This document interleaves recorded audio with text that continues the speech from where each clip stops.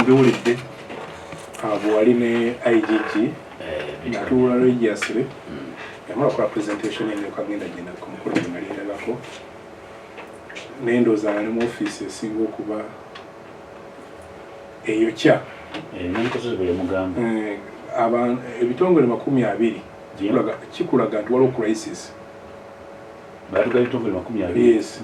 kakati olwo n'okutumirega bitomeregana yes kati nakyo corruption kyennyini kubanga ebisinga tebirina mu mateeka buno waba nakyo obwana kubanga constitution ya Uganda etuwa kintu eki IGG abantu babuzaabuza nnyo obulyake obukenuzi n'obuli bw'enguzi obuli bw'enguzi obuli bw'enguzi kuba kugulirira obuli bw'enguzi kuba kugulirira kwe kuba nti omuntu waliwo medi n'enkuwa ssente onkolera omulimu oluusi gw'otaali nkoledde n'enkuwa ssente mbeeko kyempisaawo tudde ku kino kakati yes kakati kino kye tuliko ekya anti yes bulyake bukenuzi oba mu bufunze medi tujja kusaba Katikkiro ffe tukiwa erinnya ekitegereka obubbi bwa ssente z'omuwi w'omusolo tubenga tukyayita siba buli bwangu kubuzaabuza bantu obubbi bw'essente z'omuwi w'omusolo bribery oba yinza okulya enguzi bino by'otekola wa traffic onabadde ajja n'amunyiga ekyojja mimiro oyo goyita obuli bw'enguzi nti bakuguliridde naye buno bwe tuliko obubbi kuva 2 gy'emyaka kati 12 yes 21 naye kiki ekireese obuzibu banga omuntu yetaaga okutegeera corruption ababadde mu nnyo bakkiriza nti obukenuzi bukyaliwo ate wetaaga nakukkiriza ne bataalikkiriza tewetaaga kukkiriza mu 2011 tuba tudde Katonga awo ku kabalaza mwami Kyapaka Ruhanga najja nakusanga twali bavuka ne bannange tuyatudde nananko tubuuza gwe taatawo yaani taatawo yali akola ki biki byasobola okutuukako n'atugamba ku guno omulembe oguliwo bw'oba okoze ebituufu tojja kukola taatawo bye yakola ate ogenda kuddayo tunda ebya taatawo n'atugamba nti obubbi levo gye bugenda okugendako bajja kuba tebakyabba miliyoni okujja nga za $, bagenda kuba nga babba biliyoni tibagenda kuba nga tebabba nti lwakuba nti babbi bagenda kubeera nga bavuganya buvuganya oba kiwete bagenda kuba nga tebakyabba nti babbi naye nga bavuganya buvuganya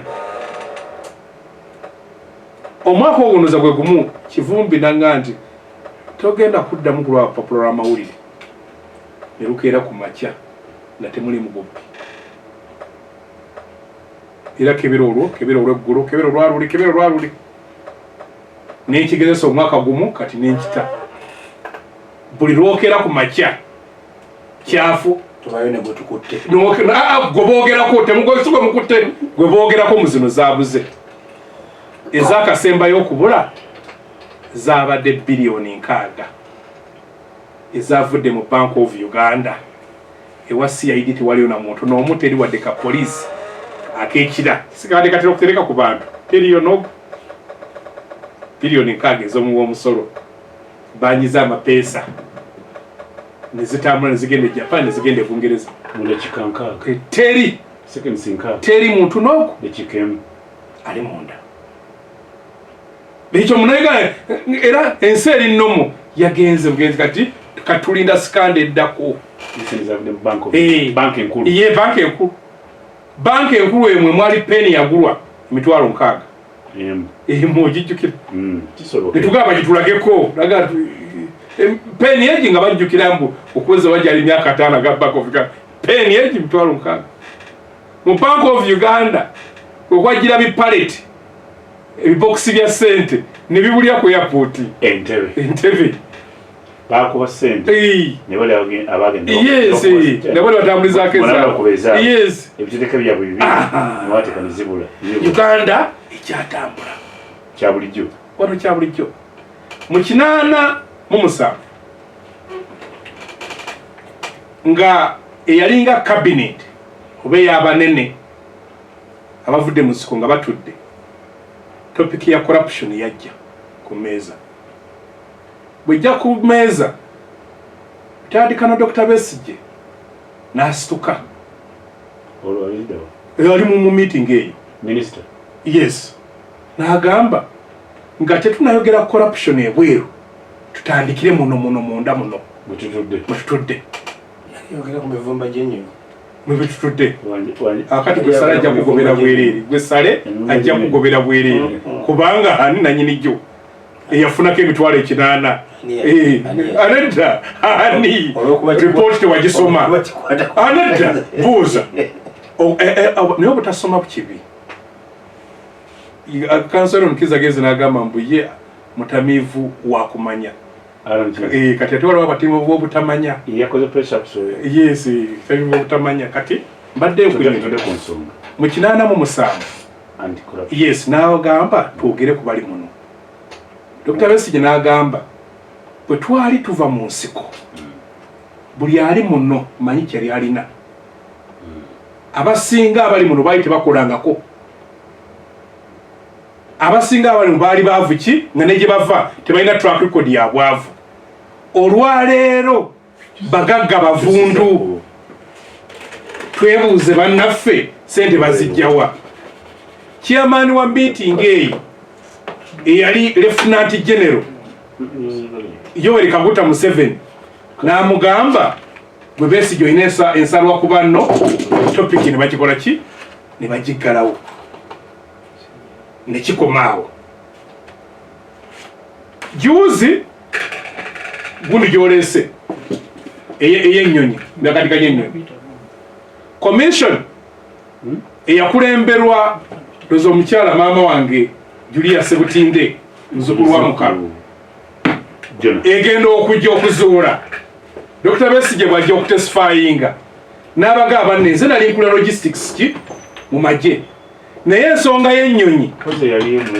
yes yali mu logistics naye ensonga yes naga ensonga y'ennyonyi bampita eggulo limu mu State House ne bamulaga Emakato era muvuzi gw'emmotoka zempaka yes namuga ono gw'ogenda okugenda naye akulage ennyonyi gye zikola ki tunabuuza process yatandika dya n'okutuuka ano nga sigenda kujja enkya era enkya mugenda Belarus batandika London batuuka London binabagamba ate katugenda Belarus tetugiraga nti batuuka e Belarus omusajja government Belarus niwabuuza government nga egenda okugula lwaki yetagawo middleman broker olaba broker kakati wa broker nosebezo kigenda okuzuulibwa nga diiru yali ya genocide kweyafuna emitwalo 8 tuli corruption emitwalo 8 kakati bweyagira okukotinga mukulu we n'amusonyiwa kyali ku report era emitwalo 8 ne bamugamba nti emitwalo 8 bagigwe egikole muki gikole mu magye David Cameron mu mwaka gwa 2017 najja n'atutegeeza yaba ayogera Bungereza n'agamba nti obubbi obuli e Uganda singa buli Bungereza yaggalawo bw'osoma ekitabo ky'Amatembe nga bamuwadde Minister Ethics and Integrity mu 96 n'atandika okulwanyisa enguzi eyo yamuleetera obuzibu agenda okwagala okuddayo okwesimbawo embalala ng'abantu beera balwanyisa bakuteesa bamuhwezi nga bamujimbye bwe yagenda okulopewa mu M7 yamugamba naawe olwana nnyo banne n'abuuza nze gwagamba wa ethics nwana entya ebitongole 40 yes bagenda byadina makulu labakano era mwekyo ekitabagamba bagenda mu kkooti okutwala bamuhwezi nga tosobola basinga lwaki nga tosobola basinga olaba bino byolaba mbu IGG namala ebbanga tolina IGG bw'ogenda mu kkooti bagamba nti IGG's office was not fully constituted mbu yali tejjudde n'olwekyo tekinikale oli n'asinga omusango ng'obubbi bugenze era kino kyoli mu kulaba nga Governor Bank of Uganda amaze emyaka 3 nga mufu naye nga yakyagikulembera tujja genda okubuuza sente za Uganda ezibuze babagambe tewaliwo banka ki gavana nga sente zigenze. Medio jukira Prime Minister Spain ngatuma finance nakafuza yali amutuma ogenda okwewolera Spain yamugamba remember Spain is not Uganda. Yali asinga Minister of Finance nanga remember Spain is not Uganda. Uganda bajimanye. Yati aba Uganda bagenda okwewola bateeka mwezaabwe. Kyovola nti amagoba gaffe gabeera maki mayitirivu. Kyovola abantu bujagaali esobola okukola damu zinnya tulinako emu. Kyovola nti oluguudo lwa Entebbe Express Highway mu nsi yonna olusinga okubeera olw'ebbeeyi. Betkamya mwamagezi ki? Betkamya yali alizayininga lulu yagamba mbu aleta lifestyle audit. Mwai Museveni naga gwe nyamaza ebintu biddamu oyagala kuddusa abantu bange wano.